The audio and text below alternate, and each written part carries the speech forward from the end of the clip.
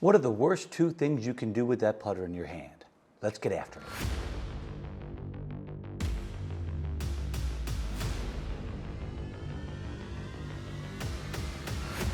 Folks, we're back in the studio, but this time we're going to talk about putting because I have seen evidence of poor putting way too often, even from the old coach sometimes. Well, folks, the worst thing you can possibly do in the short game, and I'll do another video on chipping, is the following. And I know that you have heard it. Take it back short and accelerate through. That looks like this. All right, there's my target. So that one, hey, I hit the target. It was fantastic. On that one, I took a real short backswing, and then let me tell you something. I put some acceleration on that downswing. And what that does is all kinds of really neat stuff. What it does is create something called over-acceleration. You're continuing to speed up, and the pros don't do that. Snedeker, one. The rest of them are changing directions, and the fastest the club head is moving, the most acceleration, right, is actually right here as it starts forward, because it went from going this way to going this way. So that's the peak acceleration, is right in the transition. Then what happens is the acceleration levels off. The speed of the putter goes up, until, wait a minute, contact. There's a collision involved here, folks. The golf club is hitting the ball. Well, the ball has an action back on the club. I think that was Dunigan's third law, something like that. So what happens, in actuality, there should be a deceleration of the club because of the contact. Got that? So the short back accelerate through, I believe, is the number one leading cause of the yips, right? Your brain is going, and remember, your subconscious is way smarter than you are. Your brain's going, boss, you ain't got enough backswing. I'm going to try to get it there, but I'm going to have to murder this. And then you hit it really spastically. It goes flying past the cup. Or your brain very quickly goes, okay, fine. And you leave it 5 feet short from 20 feet away. And then you 3-putt that one because that's fun. Yeah, folks, look at the very least, let's do something exceptionally smart with our putter. Let's do this. Instead of taking the second problem, the same length backswing all the time and accelerating more or less.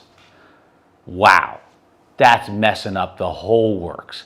Instead of doing that, let's do this.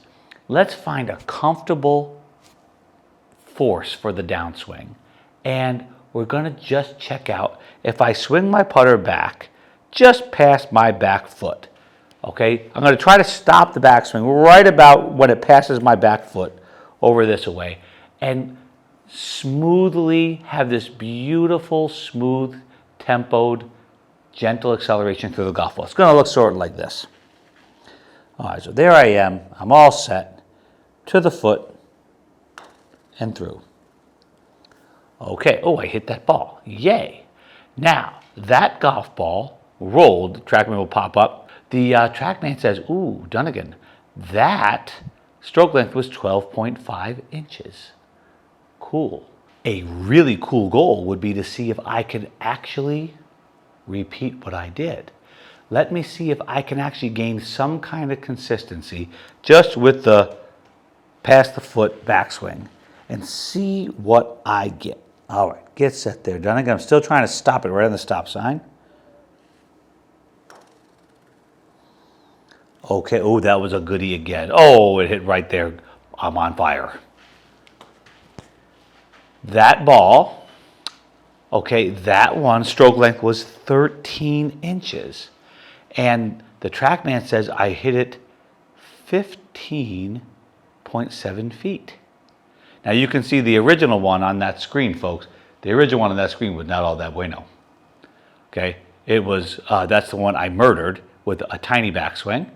But the next two, where I kind of feel my good feelings, okay, I've got a similar stroke length. That's 13. The one before it was 13. Ooh, baby. We're on to something now. All right.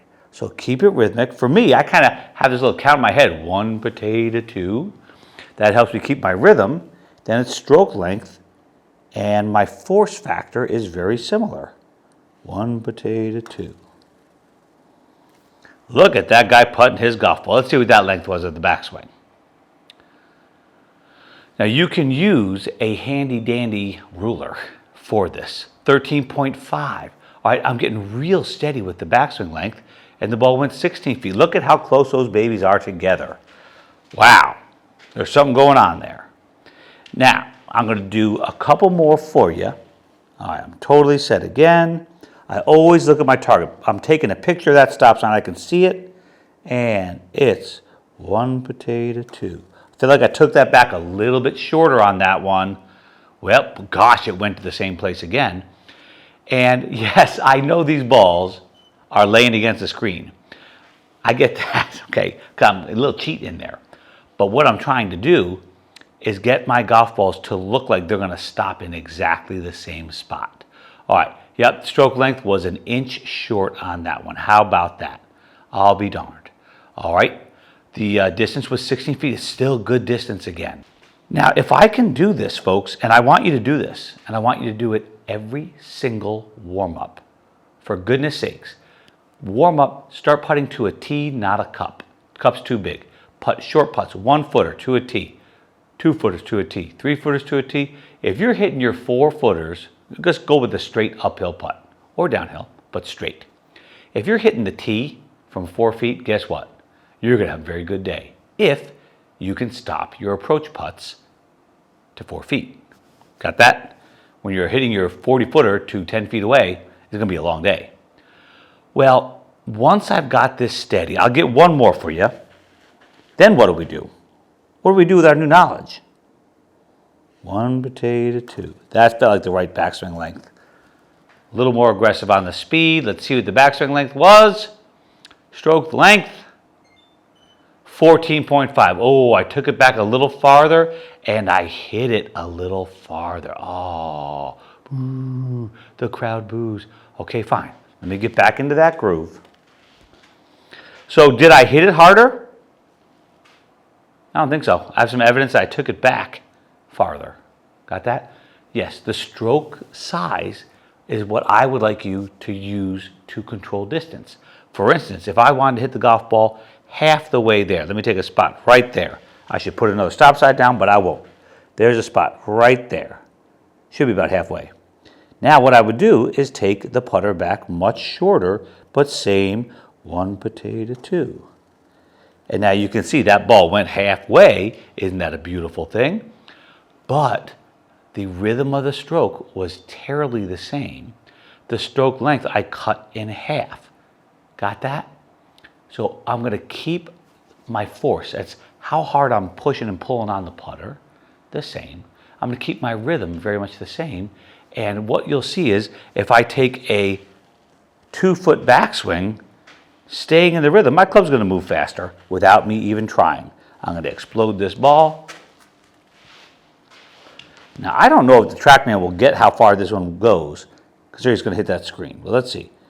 And 1 potato, 2. That's a much bigger backswing, folks. Oh, look at that. Right on line again. Good golly, I'm hot today. What do you get there, Dunigan? Okay, so like on that one there, the ball speed was higher. Fine.